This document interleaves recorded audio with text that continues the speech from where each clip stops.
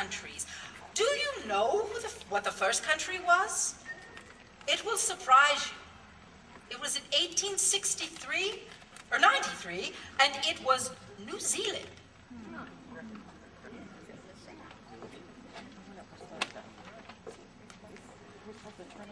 Can you tell us what some of the fears that men had for supporting emancipation?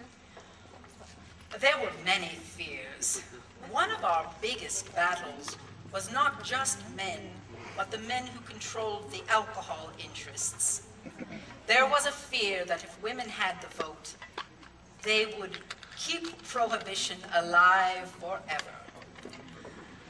The men of the church were also concerned, and I think in general, the position of the woman in the home and the fear of what could happen when that role expanded into the nastiness of politics.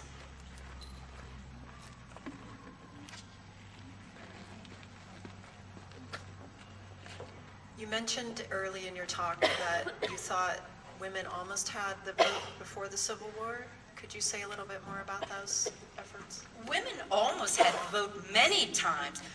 Everyone was certain that it would be the 16th Amendment, and then the 17th Amendment, and then the 18th Amendment.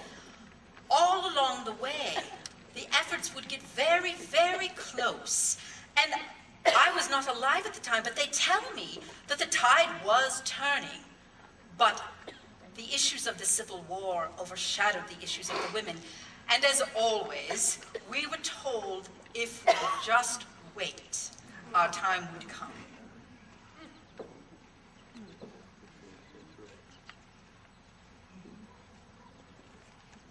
Were you ever jailed? I was not jailed. I was not one of the more radical reformers, and so that was not an experience that I went through. Now, Susan B. Anthony was so angry that the 14th Amendment did not include the word male that she voted in that same Horace Greeley, Ulysses S. Grant election. She voted. She was arrested, not jailed, and she was fined $100 in cost, and she never paid it. How did you support yourself after your husband died? We had very generous donors for the women's, and I must say, George left me with a good estate and good money. He was an excellent bridge builder. So I never had to worry for money. There are many of the women who had the time because they had the resources. It was that way. I was once heiress to a $2 million inheritance from a supporter. She put it in my name. Now, I did not keep it. We only had $1 million by the time all the legal proceedings happened. It was just after George had died. But we had very generous donors for our work.